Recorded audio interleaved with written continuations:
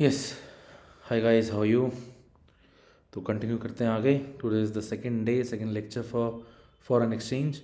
कल हमने इसको यहाँ तक कवर कर लिया था। Today we have to discuss how do we determine the exchange rate system और जो भी लेफ्ट ओवर टॉपिक्स हैं, right.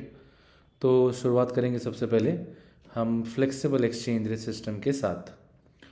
Flexible exchange rate is where, जहाँ पे जो है एक्सचेंज रेट है that is determined by the market forces of demand and supply. तो मार्केट फोर्सेस डिटरमाइन करते हैं यहाँ पे कि एक्सचेंज रेट क्या होगा। यहाँ पे मार्केट का रोल होता है, गवर्नमेंट का यहाँ पे कोई भी इंटरफेरेंस नहीं होता है। सिर्फ और सिर्फ मार्केट डिमांड और सप्लाई की मदद से एक एक्सचेंज रेट को डिटरमाइन करके देती है। गवर्नमेंट का कोई इंटरवेंशन नहीं होगा, कुछ भी नहीं। एक इक्विलिब्रियम एक्सचेंज रेट निकल कर आएगा जहाँ पर quantity demanded of foreign exchange becomes equal to the quantity supplied of foreign exchange. जहाँ पर quantity demanded of foreign exchange becomes equal to the quantity supplied, उधर हम कहेंगे कि इक्विलिब्रियम एक्सचेंज रेट आ गया। जैसे कि इधर ये रहा हमारा डाउनवर्ड स्लोपिंग डिमांड कर्व, वो अपवर्ड स्लोपिंग सप्लाई कर्व है। इस ई पर ये इंटरसेक्ट करते हैं इस इक्विलिब्रियम पॉइंट पर।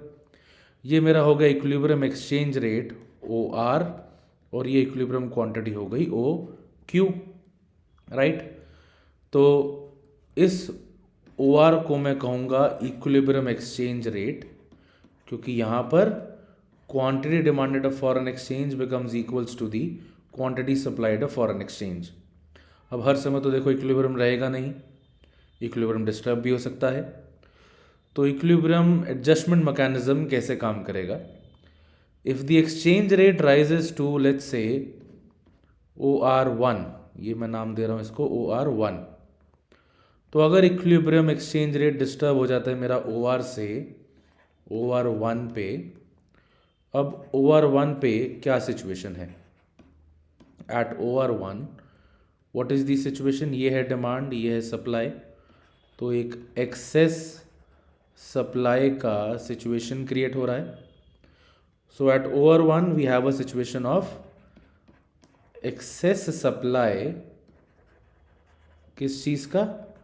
एक्सेस सप्लाई ऑफ डॉलर का, करेक्ट। अब किसी भी चीज़ की मार्केट में अगर एक्सेस सप्लाई होती है तो उसकी वैल्यू गिरनी शुरू हो जाती है। वैसे ही यहाँ पे डॉलर की वैल्यू गिरनी शुरू हो जाएगी, उसके ऊपर एक डाउनवर्ड प्रेशर पड़ेगा। Exchange rate begins to fall. जैसे जैसे फॉरेन एक्सचेंज रेट गिरेगा, तो बच्चों आपको पता है फॉरेन एक्सचेंज रेट में और डिमांड में एक इन्वर्स रिलेशन है। फॉरेन एक्सचेंज रेट गिरेगा तो डिमांड फॉरेन एक्सचेंज का बढ़ेगा। ये देखो नज़र आ जाएगा आपको ऐसे, ये डाउनवर्ड मूवमेंट होता है डिमांड कर्व पे, अगर आपको याद रहे क्लास 11th का। फॉरेन एक्सचेंज रेट गिरा और जो डिमांड है वो बढ़ना शुरू हो गया। उसी तरह से जैसे ही फॉरेन एक्सचेंज रेट गिरेगा तो जो सप्लाई है वो गिरना शुरू हो जाएगा। क्यों? क्योंकि इसमें हमें याद है कि ये पॉजिटिवली रिलेटेड होते हैं, इसमें पॉजिटिव रिलेशन होता है। डिमांड और फॉरेन एक्सचेंज रेट का एक इनवर्स रिलेशन होता है, करेक्ट। तो ये सप्लाई गिर रहा है, ये सब कंटिन्यू होता रहेगा जब तक demand of foreign exchange equal नहीं हो जाता सप्लाई ऑफ फॉरेन एक्सचेंज के, और इक्विलिब्रियम वापस नहीं आ जाता कहाँ पर? OR पर। ये मेरा इक्विलिब्रियम एक्सचेंज रेट हो गया विद OQ क्वांटिटी। तो ये पूरा एडजस्टमेंट मैकेनिज्म है, इसी को आपको लिख कर आना है एग्जाम में कि how is the equilibrium attend in flexible exchange rate system. ये हो गया इसका केस 1, जिसमें हमने एक्सेस सप्लाई से वापस इक्विलिब्रियम तक का रास्ता समझाया। फिर आता है केस 2, जिसमें हम समझाएंगे एक्सेस डिमांड से कैसे वापस इक्विलिब्रियम आता है। तो केस 2 में लेट से कि इक्विलिब्रियम एक्सचेंज रेट OR से गिर कर हो जाता है OR2। अब यहाँ पे हम OR से OR2 पे चले गए। तो भैया अब सिचुएशन ये एक्सेस डिमांड की आ गई। एक्सेस डिमांड मतलब क्या कि डिमांड सप्लाई से आगे है, एक्सेस डिमांड हो गया। तो यहाँ पर we have excess demand of dollar. हमें पता है किसी भी चीज़ का अगर मार्केट में एक्सेस डिमांड होगा वो चीज़ महंगी होती जाएगी। तो यहाँ पर डॉलर अगर एक्सेस डिमांड में है तो डॉलर जो है एक्सपेंसिव होता जाएगा। Foreign exchange rate begins to rise.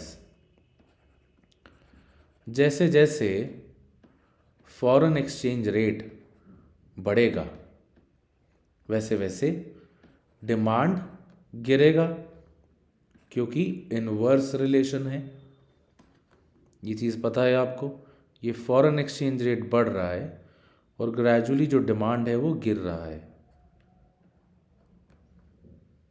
और फॉरेन एक्सचेंज रेट जैसे जैसे बढ़ेगा सप्लाई जो है फॉरेन एक्सचेंज का वो भी बढ़ेगा पॉजिटिव रिलेशन के कारण। तो ये सप्लाई इंक्रीज होता जाएगा आपका। ये सब कंटिन्यू होता जाएगा जब तक वापस से डिमांड ऑफ फॉरेन एक्सचेंज बराबर नहीं हो जाती सप्लाई के। इक्विलिब्रियम एक्सचेंज रेट आ जाएगा आपका वापस से OR पर, इक्विलिब्रियम क्वांटिटी OQ के साथ। Correct guys? ये है दोनों केसेस इक्विलिब्रियम को एक्सप्लेन करने के, बहुत इंपॉर्टेंट है और काफ़ी बार आ रखा है। एक्सप्लेन द एडजस्टमेंट मैकेनिज्म, कैसे इक्विलिब्रियम डिटरमाइन होता है फ्लेक्सिबल एक्सचेंज रेट सिस्टम में। इसी तरह से आपको आंसर करना है दोनों केसेस के साथ। अब एग्ज़ाम में कुछ हॉट क्वेश्चंस भी ऐसे आ सकते हैं कि बताइए कि इस पॉलिसी से फॉरेन एक्सचेंज रेट पर क्या असर पड़ेगा, इस पर्टिकुलर पॉलिसी से फॉरेन एक्सचेंज मार्केट में क्या क्या चेंजेस देखने को मिलेंगे। तो ऐसे ही हम कुछ अब हॉट क्वेश्चंस को डिस्कस करेंगे। इसमें हम सबसे पहले डिस्कस करेंगे rise in import duty on gold. तो देखिए, सबसे पहले तो इसमें हमें क्या करना है, जो ओरिजिनल इक्विलिब्रियम है हमें उसको मार्क कर लेना है।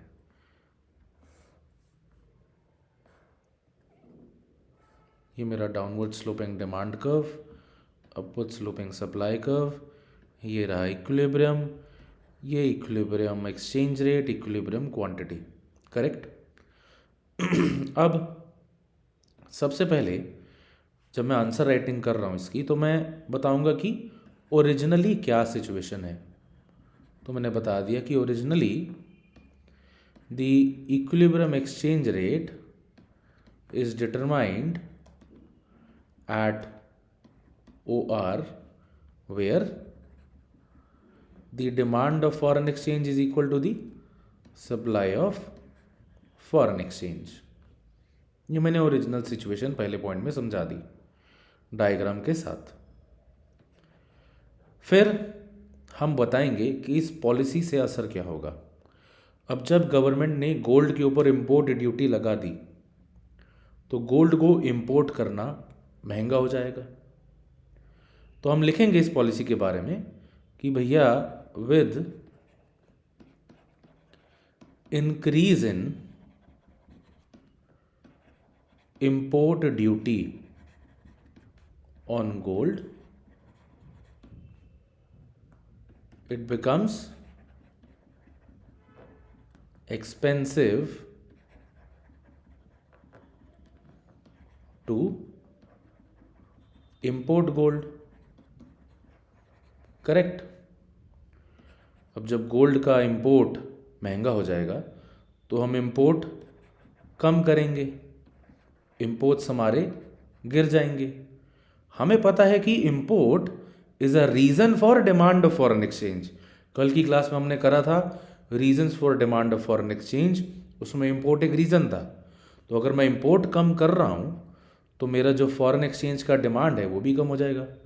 तो जी इंपोर्ट गिरने से demand of foreign exchange falls, और उस कारण से जो मेरा डिमांड कर्व है वो लेफ्टवर्ड शिफ्ट हो जाएगा। And demand curve shifts to the left from D D से let's say D D dash. अब देखिए डिमांड गिर गया है तो मेरा जो डिमांड कर्व है वो ये लेफ्टवर्ड शिफ्ट हो गया। तो मैंने इंट्रोडक्शन भी दे दिया, मैंने पॉलिसी को समझा भी दिया और उस पॉलिसी से डिमांड पे या सप्लाई पे क्या असर पड़ेगा वो भी मैंने बता दिया। अब डिमांड कर्व लेफ्टवर्ड शिफ्ट होने की वजह से एक नया इक्विलिब्रियम एक्सचेंज रेट और इक्विलिब्रियम क्वांटिटी निकल कर आएगा, क्योंकि देखिए इक्विलिब्रियम अब चेंज हो गया है। पहले वो पॉइंट ई पर था, पहले वो पॉइंट ई पर था, अब वो पॉइंट E1 पर आ गया है। So the demand curve will shift to the left from D D to D D dash, और अब नया इक्विलिब्रियम आ गया। New equilibrium is attained at E1 with equilibrium exchange rate OR1। ठीक है जी। तो मैंने लास्ट में कंक्लूजन लिख देना है कि जी इस पॉलिसी की वजह से हुआ क्या। इस पॉलिसी की वजह से क्या हुआ, मेरा जो इक्विलिब्रियम एक्सचेंज रेट है वो गिर गया, तो फॉरेन एक्सचेंज रेट गिर गया। और फॉरेन एक्सचेंज रेट गिरने का मतलब कि हमारे देश की जो करेंसी है उस करेंसी का एप्रिसिएशन हो गया है। ये कंक्लूजन हो गया। इसी तरह से आपने ये पूरा 6 नंबर का क्वेश्चन, या अगर 4 नंबर में आता है तो आपको ये पूरा एक्सप्लेन करना होगा। First you tell the original situation, then you tell about the policy, what will be the impact of the policy, accordingly demand curve या सप्लाई कर्व में शिफ्ट होगा, किस तरह का शिफ्ट होगा वो आपने बताना है। नया इक्विलिब्रियम आपने बताना है क्या आएगा उससे, और लास्ट में कंक्लूजन। ये 5 पॉइंट्स, ये डायग्राम, 6 नंबर का क्वेश्चन आपका एकदम रेडिली सर्व्ड। करेक्ट जी। ऐसे ही डिस्कस करेंगे और भी पॉलिसीज़। लिखने का तरीका बिल्कुल सेम रहेगा, हम डायग्राम बनाएंगे आपके लिए। तो अब बात हो रही है मेक इन इंडिया की। अगेन पहले ओरिजिनल डायग्राम, ये रहा equilibrium exchange rate, equilibrium quantity, please label करना ना भूलें। Foreign exchange rate Y axis पे, एक्स एक्सिस पे अमाउंट ऑफ फॉरेन एक्सचेंज। ये रहा original equilibrium, supply curve, demand curve. Now make in India. Make in India का मतलब क्या है भैया, इंडिया में बहुत सारा FDI आएगा। इंडिया में there will be inflow of funds, वो फंड्स का इनफ्लो होगा तो सप्लाई फॉरेन एक्सचेंज का बढ़ेगा, और सप्लाई कर्व जो है राइटवर्ड शिफ्ट हो जाएगा। ये सप्लाई कर्व हमने कर दिया जी राइटवर्ड शिफ्ट। नया इक्विलिब्रियम हमारे पास आ गया, नया इक्विलिब्रियम क्वांटिटी भी आ गया, ये मैंने मार्क कर दिया नया इक्विलिब्रियम पॉइंट, नया equilibrium exchange rate, supply curve rightward shift हो गया। अगेन इस पॉलिसी से क्या हुआ, जो फॉरेन एक्सचेंज रेट था वो गिर गया और डोमेस्टिक करेंसी का एप्रिसिएशन हो गया। राइट। मेक इन इंडिया है भैया, बहुत मोदी जी पैसा ला रहे हैं अब देश में, तो FDI बढ़ेगा, सप्लाई फॉरेन एक्सचेंज का इंडिया में बढ़ेगा। सुना है बहुत चक्कर लगा रहे हैं वो आजकल, इधर एक है कोई मैडम, मैं लीना पता नहीं क्या नाम है, वोकल फॉर लोकल कैंपेन। अब जी वोकल फॉर लोकल कैंपेन का बहुत शोर मचा था जब ये आत्मनिर्भर भारत और वो कोविड के बाद हम चाइना से थोड़े नाराज़ थे। ये वीवो लोपो शोपो जो भी हैं, ये कोई नहीं, मैं नहीं करता यूज़। तो वोकल फॉर लोकल कैंपेन इससे अब हम लोकल गुड्स को इम्पोर्टेंस दे रहे हैं, जिसका मतलब है कि मैं इंपोर्ट कम कर दूंगा। इंपोर्ट कम करना ये हमने पहले देख लिया। डिमांड कब भैया लेफ्टवर्ड शिफ्ट हो जाएगा। Import is a reason for demand. Import कम कर रहे हैं, फॉरेन एक्सचेंज की डिमांड भी कम करेंगे। ये हो गया जी नया आपका equilibrium quantity, equilibrium exchange rate. Same सवाल सेम जवाब। देन इनक्रेडिबल इंडिया कैंपेन, काफ़ी लोगों को नहीं पता इनक्रेडिबल इंडिया कैंपेन क्या है।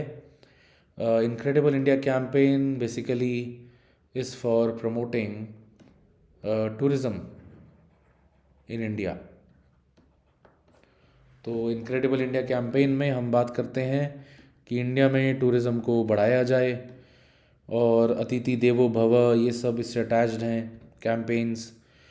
तो जब टूरिज़्म इन इंडिया बढ़ेगा तो उसका इम्पैक्ट क्या होगा, जो भी सप्लाई कर्व है वो राइटवर्ड शिफ्ट हो जाएगा। क्यों राइटवर्ड शिफ्ट हो जाएगा भैया? Tourism in India it is a reason for supply. जब इंडिया में टूरिज़्म बढ़ेगा और ज़्यादा फॉरेनर्स आएंगे, इंडिया में फॉरेन एक्सचेंज का इनफ्लो देखने को मिलेगा, सप्लाई का राइटवर्ड शिफ्ट हो जाएगा। ठीक है जी। तो ये कुछ हॉट्स क्वेश्चंस हैं जिनको आपने ऐसे ही अटेम्प्ट करना है। ये एक अच्छा सा मैंने मॉडल आंसर आपको लिख के बता दिया 6 नंबर का कैसे लिखा जाएगा। प्लीज़ ध्यान रखिएगा, कोई भी शॉर्टकट नहीं चलेगा। Right. Flexible exchange rate system के बाद आता है fixed exchange rate system. Fixed exchange rate system क्या है? अब यहाँ पे मार्केट का कोई रोल नहीं है। यहाँ पे गवर्नमेंट या कोई भी ऐसी अथॉरिटी जो गवर्नमेंट ने डेजिग्नेट करी हुई है वो डिटरमाइन करेगी एक्सचेंज रेट को। अगर गवर्नमेंट खुद नहीं डिटरमाइन करती, मोस्ट प्रोबेबली वो उस देश के सेंट्रल बैंक को ये रिस्पॉन्सिबिलिटी दे देती है। तो it refers to a system where the exchange rate is determined by the central government of the country or any authority designated to do so by the central government such as the central bank of the country। अपने देश का central bank पता होना चाहिए आपको, it's the RBI, reserve bank of India. करेंगे discuss इसके बारे में जब हम करेंगे money and banking. Now this line, in this system the government sells foreign exchange when the foreign exchange rate becomes stronger and buys foreign exchange when the foreign exchange rate becomes weaker। पहली बात तो fix exchange rate system आज का reality नहीं है। पहले होता था fix exchange rate system follow 91 से पहले, बट हाँ अब सभी एक्सचेंज रेट्स लगभग जो हैं वो मार्केट फोर्सेस से अलाइंड है। फिर भी इस लाइन को हम समझेंगे कैसे कि government fixed exchange rate system में एक्सचेंज रेट को फिक्स्ड रखती है। अब मान लेते हैं कि इंडिया का एग्जांपल ले लेते हैं कि जी भैया हमने एक्सचेंज रेट को फिक्स रखना है ₹80 पर डॉलर पे। फॉरेन एक्सचेंज रेट अगर स्ट्रॉन्गर हो जाए किसी कारणवश, स्ट्रॉन्गर हो जाने का मतलब हो गया कि फॉरेन एक्सचेंज रेट अगर लेट्स से बढ़ गया है 80 से बढ़कर लेट्स से ये हो गया है ₹100 पर dollar, market forces pressure exert कर रही हैं। अब गवर्नमेंट को रियलाइज़ हो रहा है कि फॉरेन एक्सचेंज रेट स्ट्रॉन्गर होते जा रहा है, कैसे वो इसको वापस से ₹100 पर डॉलर से ₹80 पर डॉलर पे लेकर आएगी। करना क्या है गवर्नमेंट को? तो सवाल ये है, what is it that the government has to do? Government को फॉरेन एक्सचेंज रेट को कम करना होगा। फॉरेन एक्सचेंज रेट को कम करने का मतलब क्या हुआ कि रुपी की वैल्यू बढ़े, डॉलर की औकात कम हो जाए। तो डॉलर की औकात कम करने के लिए गवर्नमेंट क्या करेगी? डॉलर की औकात करनी है हमें कम, तो गवर्नमेंट ने डॉलर को उठाया और मार्केट में डंप कर दिया। Government sells foreign exchange. Government ने एक्सचेंज बैंक्स को फॉरेन एक्सचेंज बेच दिया, उन्होंने फॉरेन एक्सचेंज को मार्केट में डंप कर दिया। एकदम से डॉलर की मार्केट में सप्लाई बढ़ेगी और डॉलर की वैल्यू गिरना शुरू हो जाएगी। रिवर्स हो जाता है केस। अच्छा, आई होप ये क्लियर हुआ भैया। किसी भी चीज़ की सप्लाई मार्केट में बढ़ जाती है तो उसकी वैल्यू गिरना शुरू हो जाती है। अब अगर फॉरेन एक्सचेंज रेट वीकर हो गया, वीकर होने का मतलब क्या हुआ, अगर पहले था ₹80 पर डॉलर तो अब वहाँ से प्रेशर पड़ रहा है 60 पर डॉलर होने का। अब गवर्नमेंट को वापस से इसको 60 से 80 पे ले जाना है, उसको डॉलर को महंगा करना है, फॉरेन एक्सचेंज रेट को बढ़ाना है। तो गवर्नमेंट मार्केट से सारा फॉरेन एक्सचेंज निकालने की कोशिश करेगी, सारा नहीं मतलब हाँ, काफ़ी फॉरेन एक्सचेंज निकालने की कोशिश करेगी, जिससे कि मार्केट में उसकी जो सप्लाई है वो गिर जाए। और किसी भी चीज़ की जब सप्लाई गिरती है मार्केट में, कटौती होती है किसी भी चीज़ की, वो चीज़ धीरे धीरे महंगी होनी शुरू हो जाती है। वही गवर्नमेंट करेगी इस केस में।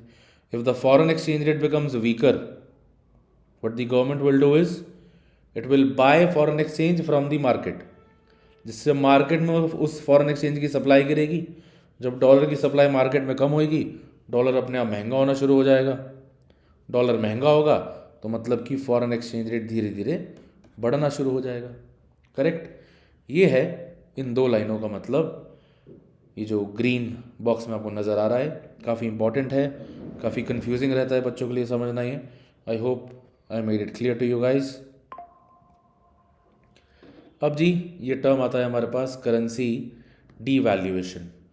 करेंसी डीवैल्यूएशन का मतलब क्या हुआ, जब कंट्री का सेंट्रल बैंक या गवर्नमेंट फिक्स्ड एक्सचेंज रेट के चलते हुए फॉरेन एक्सचेंज रेट को बढ़ाता है जानबूझ के, उसको कहते हैं currency devaluation.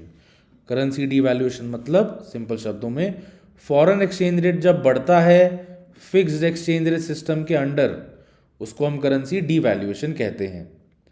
Deliberate downward adjustment of countries official exchange rate which makes domestic currency cheaper relative to other currencies। Domestic currency cheaper, भैया 80 रुपये पर डॉलर से हम इसको बढ़ा देते हैं ₹2.100 पर डॉलर। फॉरेन एक्सचेंज रेट बढ़ गया, रुपये की औकात गिर गई, डॉलर की औकात बढ़ गई। वही बोला गया है यहाँ, makes domestic currency cheaper. Domestic currency rupee cheaper हो गई डॉलर के मुकाबले, डॉलर एक्सपेंसिव हो गया। क्या होगा डीवैल्यूएशन से? क्या होता है जब फॉरेन एक्सचेंज रेट बढ़ता है, एक्सपोर्ट बढ़ जाते हैं, इंपोर्ट्स महंगे हो जाते हैं, right? Then we have currency revaluation. Revaluation क्या हो जाएगा, जब फॉरेन एक्सचेंज रेट को गिराया जाता है फिक्स्ड एक्सचेंज रेट सिस्टम के दौरान, उसको कहेंगे करेंसी रीवैल्यूएशन। करेंसी रीवैल्यूएशन मतलब अब फॉरेन एक्सचेंज रेट गिर गया है, ₹80 पर डॉलर से हम पहुंच गए हैं ₹60 पर डॉलर पे, रुपया का औकात बढ़ गया है, डोमेस्टिक करेंसी एक्सपेंसिव हो गई, सॉरी चीपर आ गया वर्ड इसमें, और बाकी करेंसी के मुकाबले अब हमारी करेंसी ज़्यादा एक्सपेंसिव हो गई है। फॉरेन एक्सचेंज रेट जब गिरता है तो इंपोर्ट करना आसान हो जाएगा, एक्सपोर्ट करना मुश्किल हो जाएगा। भैया जब डॉलर हमारे लिए सस्ता हो जाएगा तो हम ज़्यादा इंपोर्ट कर पाएंगे। और एक्सपोर्ट क्यों गिरेगा? क्योंकि वो यूएस वाले की परचेजिंग पावर इंडिया में गिर जाएगी ना। पहले उसको 80 रुपये मिल रहे थे, अब उसको 60 रुपये मिल रहे हैं।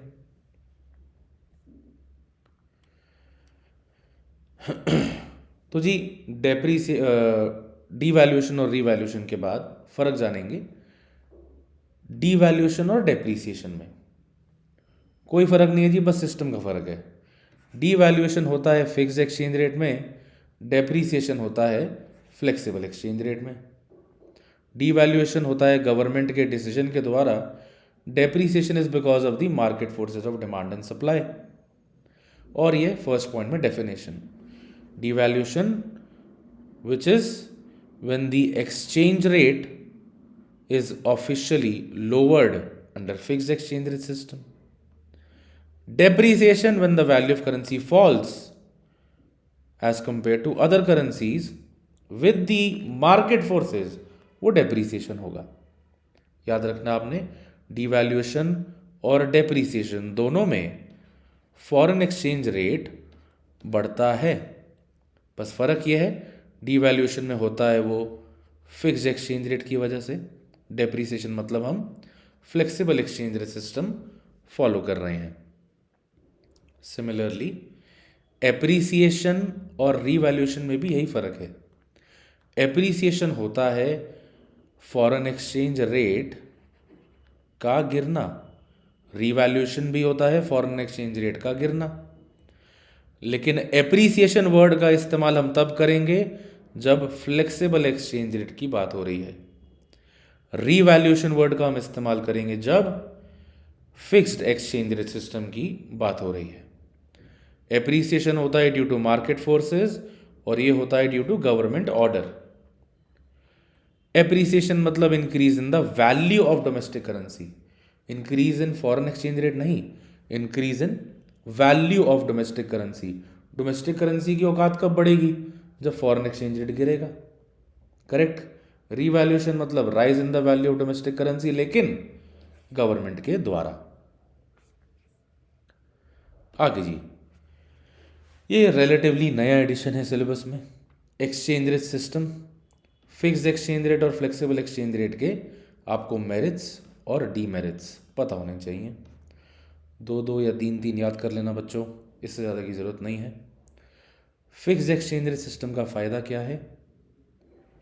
मिनिमाइजेज इंटरनेशनल ट्रेड या इन्वेस्टमेंट का रिस्क। मिनिमाइजेज इंटरनेशनल ट्रेड नहीं, मिनिमाइजेज इंटरनेशनल ट्रेड का रिस्क, क्योंकि एक्सचेंज रेट फिक्स्ड है तो इन्वेस्टर को पता है कोई टेंशन नहीं है, वो उसी रेट पे करेगा। वो इतना सोचेगा नहीं कि भैया पता नहीं बढ़ेगा नहीं बढ़ेगा, क्या होगा, महंगा होगा डॉलर, सस्ता होगा डॉलर। रिस्क मिनिमाइज हो जाता है और वही चीज़ नुकसान बन जाती है जब हम फ्लेक्सिबल एक्सचेंज रेट की बात करते हैं। फिक्स्ड एक्सचेंज रेट स्पेक्यूलेशन को अवॉइड करने में हेल्प करता है। स्पेक्यूलेशन क्या होता है कि लोग डॉलर को इकट्ठे करते जा रहे हैं इस उम्मीद में कि डॉलर बढ़ेगा तो उसको हम ओपन मार्केट में सेल कर देंगे। हालांकि वो लीगल नहीं होता, बट वो होता है स्पेक्यूलेशन का मतलब। तो अगर फिक्स्ड एक्सचेंज रेट है, स्पेक्यूलेशन का रिस्क हट जाता है और वही नुकसान बन जाता है फ्लेक्सिबल एक्सचेंज रेट सिस्टम में। बच्चा पार्टी, अगर आपको नहीं समझ आ रहा अभी भी, जो फ़ायदा है फिक्स्ड एक्सचेंज रेट का वही नुकसान है फ्लेक्सिबल एक्सचेंज रेट का, और जो फ़ायदा है फ्लेक्सिबल एक्सचेंज रेट का वो नुकसान है फिक्स्ड एक्सचेंज रेट का। Then requires discipline in economic management. भैया फिक्स्ड एक्सचेंज रेट को एक्चुअली में फिक्स रखना गवर्नमेंट के लिए बहुत ही डिफ़िकल्ट टास्क होता है। उसके लिए गवर्नमेंट को बहुत ही डिसिप्लिन होना पड़ेगा अपना मैनेजमेंट में, उसको बहुत सारे रिजर्व्स रखने पड़ेंगे फॉरेन एक्सचेंज के, जो कि एक नुकसान है फिक्स एक्सचेंज रेट का, जिस वजह से कभी कभी फिक्स एक्सचेंज रेट भी अनस्टेबल हो जाता है और कंट्रीज़ जो हैं बहुत ज़्यादा डिपेंडेंट हो जाती हैं दूसरी कंट्री की इकोनॉमिक कंडीशंस पे। अब अगर हम फिक्स एक्सचेंज रेट रखें कि डॉलर का प्राइस भी ₹1, $1 इज़ इक्वल टू ₹1, तो वो हो नहीं पाएगा, क्योंकि मार्केट में वो वैल्यू नहीं है, रुपये की वर्थ ही नहीं है जो डॉलर की है, तो उसको उस लेवल पे लाना काफ़ी मुश्किल रहेगा। फ्लेक्सिबल एक्सचेंज रेट के फ़ायदे, सब कुछ डिमांड एंड सप्लाई से हो रहा है, सेंट्रल गवर्नमेंट का कोई इंटरवेंशन नहीं है, तो लोगों को ये है कि चलो फ्रीडम है, उन्हें ऐसा कोई डर नहीं है कि गवर्नमेंट कभी भी कोई एक्शन ले ले, कभी भी एक्सचेंज रेट को ऊपर नीचे कर दे। उन्हें पता है कि मार्केट के हालात कैसे हैं, क्या चल रहा है। नुकसान फ्लेक्सिबल एक्सचेंज रेट का हम कर चुके हैं discuss. Merits and demerits fixed और फ्लेक्सिबल के दो दो या तीन तीन पॉइंट्स मैक्सिमम प्लीज़ याद कर लीजिएगा, इंपॉर्टेंट हो सकते हैं। देन थर्ड और final is manage floating exchange rate system. इसमें बच्चा पार्टी सिर्फ और सिर्फ ये डेफिनेशन याद रखें और कोई टेंशन लेने की ज़रूरत नहीं है। क्या है manage floating exchange rate system? जिसमें जो एक्सचेंज रेट है वो मार्केट फोर्सेस ही डिटरमाइन करती हैं, लेकिन गवर्नमेंट चाहे तो उसमें इंटरवीन कर सकती है। I repeat, managed floating exchange rate system, जिसका दूसरा नाम है वैसे dirty floating exchange rate system, क्या है ये? जिसमें जो एक्सचेंज रेट है वो मार्केट ही डिटरमाइन करती है, लेकिन अगर गवर्नमेंट को लगता है कि मार्केट फॉरेन एक्सचेंज रेट को ज़रूरत से ज़्यादा बढ़ा रही है या ज़रूरत से ज़्यादा कम कर रही है, तो उस केस में गवर्नमेंट इंटरवीन कर सकती है। This is the reality of the modern world. Manage floating exchange rate he follow किया जाता है इंडिया में भी, राइट गाइस। 2 क्लासेस में फॉरेन एक्सचेंज का जो चैप्टर है वो हमारा ख़त्म हो चुका है। नेक्स्ट क्लास में we'll start with balance of payment, और ये हमारा जो पूरा यूनिट है वो ख़त्म हो जाएगा। I hope you enjoyed this. I'll be sharing the resources with this soon in the description. Thank you so much. Bye bye. I'll see you soon. Bye.